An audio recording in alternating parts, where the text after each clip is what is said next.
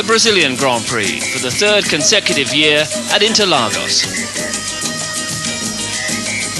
Mansell's early season dominance made him very popular even in Senna's hometown of Sao Paulo.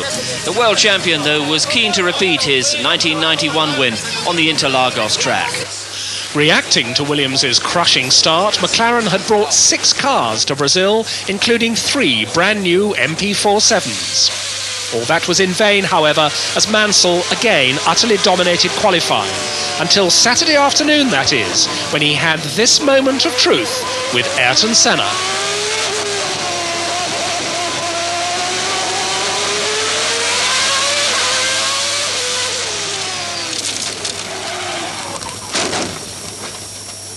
Here's Nigel's version of events. I mean, it's just one of those silly racing accidents that I misread. I thought Ayrton was going to let me through on first the one corner, and then I thought, right, he's speeding up to go out of the way in the other corner, and he pulled right over to the right, and I had enough momentum to slingshot out of the corner.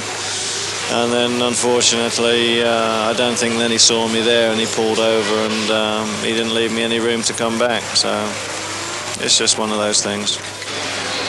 Definitely, there was a misunderstanding, but I honestly believe it was his own misunderstanding, his own misjudgment on where to try to overtake, when, and so on. I only saw that something happened to him when I was out of the corner already, and it happened under braking at that corner when we were both going slow. So I don't know what happened with him. We never touched, you know, but of course something went wrong for him, and he probably lost the car, and as a consequence hit the wall. As all of Brazil was gearing up for the race, the question arose on Saturday afternoon whether Mansell would be able to start the race. But by Sunday morning it was clear he would, as his injuries were only minor. Mansell's 20th pole position was a major achievement, as he was more than a second faster than Patrese and more than 2 seconds faster than Senna. Could anybody stop Mansell? Was the new McLaren a technological match for the Williams? That's what Senna was certainly thinking about as he prepared to start his home race.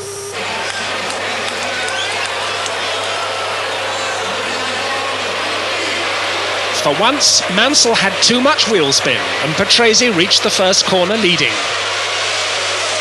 Senna started well, but once again he could only watch the Williamses as they pulled away.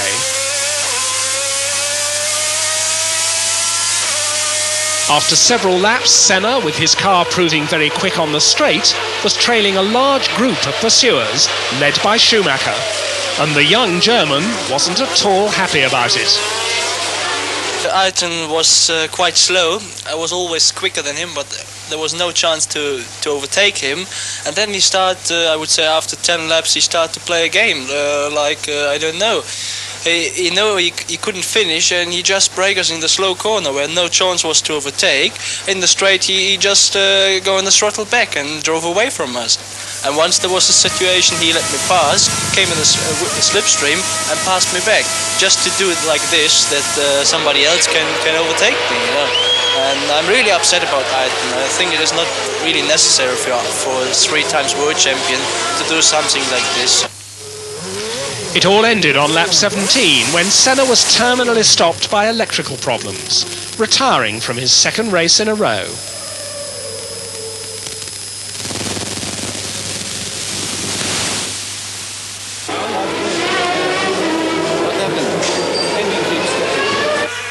Patrese and Mansell, meanwhile, had their own private battle in front. It intensified as they started to lap slower cars, but the championship leader never managed to pass his teammate until the tyre stops. Mansell came in first and was stationary for some 8.5 seconds. This was a second faster than Patrese's stop, and it was enough to give Mansell the lead in the race.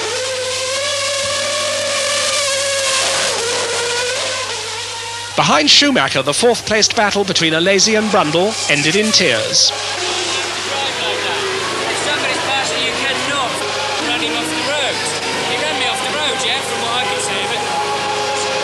The same spot 6 laps later.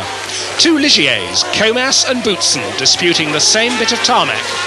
And they eliminated Johnny Herbert in the process as well.